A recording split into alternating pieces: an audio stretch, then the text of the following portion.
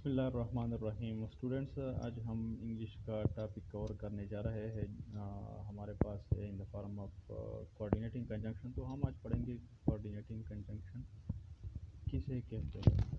चूँकि timing consuming की वजह से और टाइम की शार्टेज की वजह से हम जो है यहाँ पर एक रेडीमेड रिटर्न फॉर्म में आपके लिए लेकर आए हैं नोट्स, और इससे हम आपको समझाएंगे। अगर आपको ये पसंद ना हो तो हम साथ साथ लिखते भी जाएंगे, या फिर ऑनलाइन किसी वाइट बोर्ड का यूज़ करते हुए आपको समझाएंगे। तो जो तरीका भी आपको पसंद हो आपने हमें ज़रूर बताना है।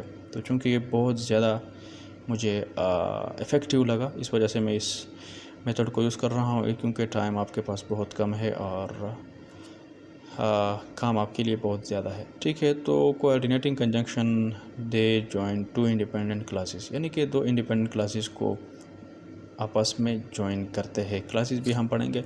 इंडिपेंडेंट क्लास वैसे उसे कहते हैं जो किसी दूसरे सेंटेंस के ऊपर डिपेंड ना करे। अगर हम उसको पढ़ ले तो हमें उसका मतलब समझ आ जाए, और उसके लिए दूसरे सेंटेंस की मतलब पूरा करने के लिए दूसरे सेंटेंस की ज़रूरत नहीं होती। ठीक है। अच्छा, यह है कि आप एक वीडियो को 2 से 3 बार देखा करें, तो आपको वो कॉन्सेप्ट सही तरीके से क्लियर होगा और भूलेगा नहीं। दूसरी बात यह है कि मैं भी एक चीज़ को 2 से 3 बार रिपीट करूँगा ताकि आपको सही तरीके से समझ में आ जाए। ठीक है। अब इसका एग्ज़ाम्पल है, he speaks English but he can not speak French. वो इंग्लिश तो पढ़ सकता है लेकिन वो फ्रेंच नहीं पढ़ सकता।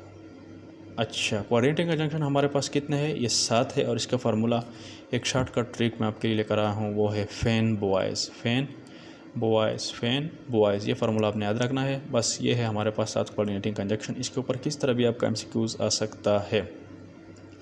अच्छा, अब फैन बॉयज़ है क्या, किस चीज़ को डिनोट करते हैं? एफ़ हमारे पास रिप्रेजेंट करता है फार को, ए से एंड आता है, एन से नार, बी से बट, ओ से आर, वाई से एट, और एस से सो। ये है हमारे पास coordinating conjunction 7 in the number है। ठीक है।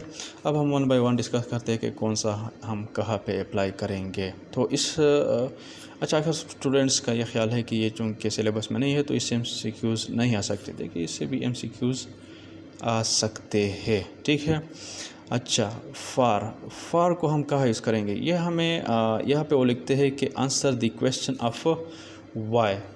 क्या? Answer the question of why, कि हमें वाई जो है इसका आंसर देता है, यानी कि हम एक काम कर रहे हैं तो ये हमें उसका जवाब देगा कि हम वो काम क्यों कर रहे हैं। मिसाल के तौर पर आई स्टडी हार्ड, क्यों? For I want to pass the test, ताकि मैं टेस्ट को पास कर सकूं, इसलिए मैं हार्ड स्टडी करता हूं।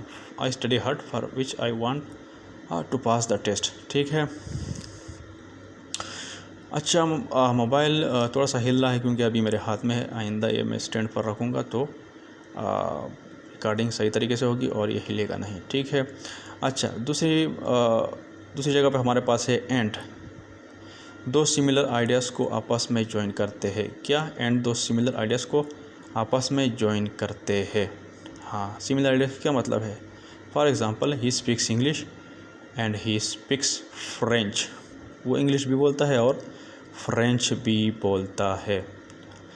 अब मिसाल के तौर पर आपके पास एमसीक्यूज़ आ जाए कि 3-4 कोऑर्डिनेटिंग कंजंक्शन आपको दिए और आपको कहा है कि इसमें से कौन सा करेक्ट कंजंक्शन है। ही स्पीकिंग इंग्लिश और फिर in the blanks speaks French, तो आपने लिखना है एंड, क्योंकि यहाँ पर बाकी कंजंक्शन नहीं आ सकते। नार उस जगह पे लगता है जब हम नाट के मानी में कोई चीज़ ले रहे हो। For example, I do not like fish नार आई डो लाइक राइस। मैं ना तो मछली को पसंद करता हूँ ना ही चावल को। तो ये in the form of not हम लगाएंगे। और फिर हम जाते हैं जनाबे वाला बट के ऊपर, कि बट हम कहाँ पे यूज़ कर सकते हैं। बट हम वहाँ पे यूज़ करते हैं जब joining two contrasting ideas. But का क्या मतलब है? लेकिन वो गाना ज़्यादा गाता है लेकिन वो फिर भी कमज़ोर है। ठीक है। He is honest but lazy. क्या मतलब है? कि वो हॉनेस्ट तो है, हाँ, दयानतदार तो है, लेकिन लेज़ी है, सुस्त है। अच्छा, तो टू कंट्रास्टिंग आइडियाज़ को आपस में हम ज्वाइन करने के लिए बट लगाएंगे। अब यहाँ पर he is honest and lazy, यहाँ पर अप एंड भी लगा सकते हैं, लेकिन एंड जो है यहाँ पे हम इसलिए नहीं लगा सकते कि यहाँ पर हमारे पास दो वर्ड, एक हॉनेस्ट है और एक लेज़ी है, ठीक है। अब ये इन द फॉर्म ऑफ हम एंड भी जुदा कर सकते हैं, लेकिन एंड हमारे पास सही नहीं होगा, क्योंकि यहाँ पर वो लिखते हैं कि ही इज़ हॉनेस्ट, वो दयानतदार है लेकिन लेज़ी है।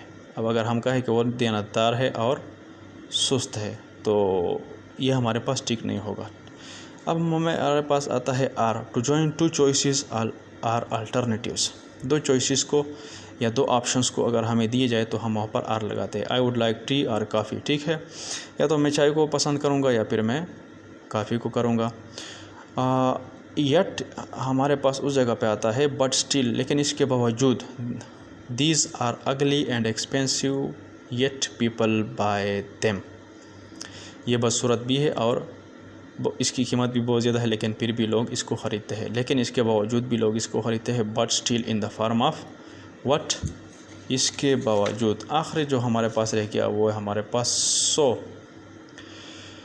तो कॉन्सिक्वेंसेस या रिज़ल्ट हमारे पास जहाँ पे भी आ जाए वहाँ पर हम सो लगाएंगे, यानी कि he pass the test so he went to the university. उन्होंने टेस्ट पास किया जिसकी वजह से वो यूनिवर्सिटी में दाखिल हो गया।